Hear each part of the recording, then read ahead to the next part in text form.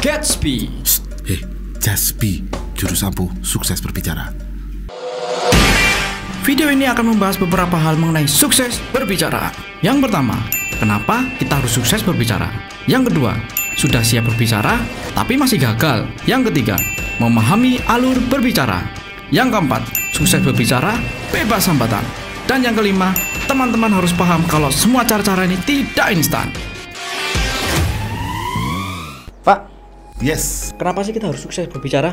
Waduh, itu baru pertanyaan bagus. Pak, jawab dong. Oke, saya jawab. Tapi sebelum saya jawab, kita sepakati dulu beberapa hal. Siapa? Ya, yang pertama, manusia itu adalah makhluk sosial. Yes, setuju. Dan karena manusia itu adalah makhluk sosial, maka dia selalu membutuhkan orang lain untuk bertahan hidup. Sepakat, Pak. Dalam menjaga hubungannya dengan orang lain, manusia butuh berkomunikasi. Benar, Pak. Nah, berbicara itu adalah salah satu cara komunikasi. Artinya dengan sukses berbicara, kita akan bisa berkomunikasi dengan lebih baik kepada orang lain, yang akhirnya meningkatkan kualitas kita sebagai manusia, yang notabene adalah makhluk sosial. Oke, I see, Pak. Dan 30-40 seri ke depan kita akan belajar khusus tentang itu, yaitu Jaspi, Apalagi itu, Pak? jurus ampuh sukses berbicara. Sudah siap berbicara tapi masih gagal. Ini dia alasannya. Pak, Yes. kata Bapak persiapan itu penting. Iya, benar. Ini, Pak, teman saya sudah bersiap-siap loh, tapi masih gagal saat presentasi bisnisnya dia, Pak. Emang dia beneran bersiap-siap? Iya, bener, Pak. Saya lihat sendiri perjuangannya, Pak. Nah, menarik ini. Oke Mas, saya percaya mungkin temennya Mas memang benar-benar sudah mempersiapkan semuanya. Tapi barangkali dia lupa satu hal.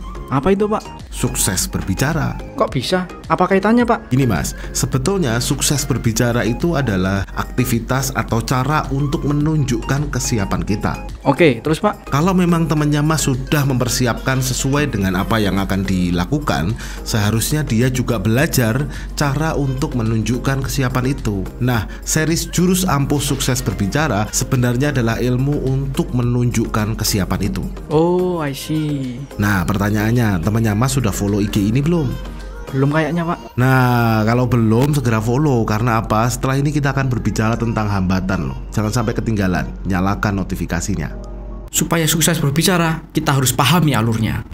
Hari ini kita akan mengenali hambatan untuk berbicara.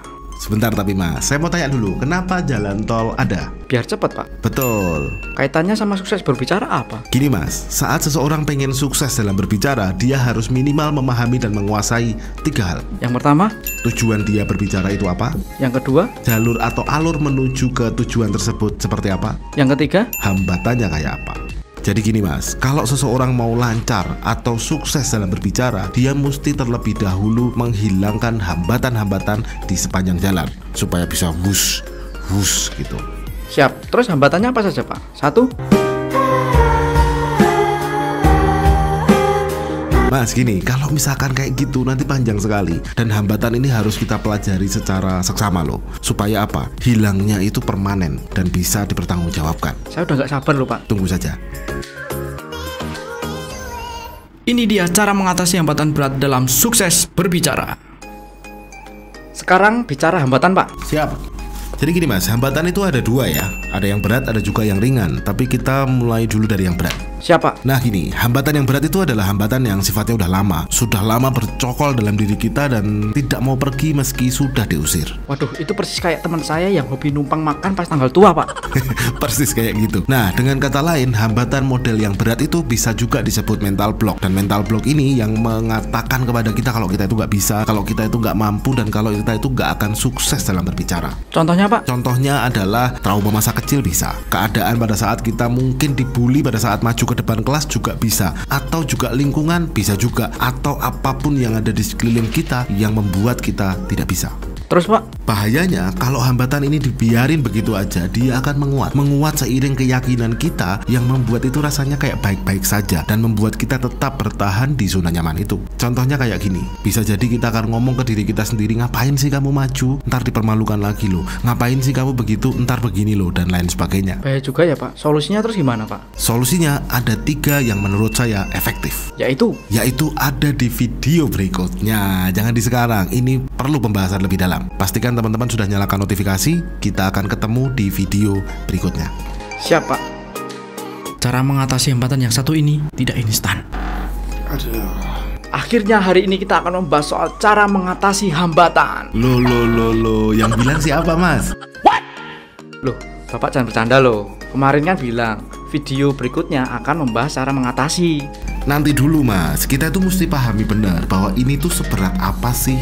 Maksudnya, Pak? Maksudnya gini, karena akan percuma kita ngasih tahu cara ke seseorang yang tidak paham ini itu akan seberat apa.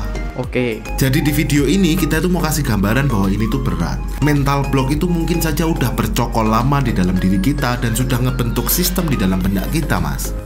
Terus, Pak? Jadi saya mau pastikan dulu bahwa teman-teman paham bahwa ini itu tidak instan. Butuh waktu dan tenaga dan juga pikiran untuk bisa memastikan bahwa hambatan dalam sukses berbicara itu bisa dihilangkan. Maksudnya cara yang mau dikasih itu nggak instan gitu ya, Pak? Betul sekali. Kalau yang instan aja ada nggak, Pak? Loh, Pak? Pak? Terima kasih sudah menonton video ini. Setelah ini, kita akan pelajari hambatan-hambatan dalam berbicara. Pastikan teman-teman bunyikan lonceng supaya dapat notifikasi. Dan jangan lupa untuk subscribe, like, comment, and share video ini.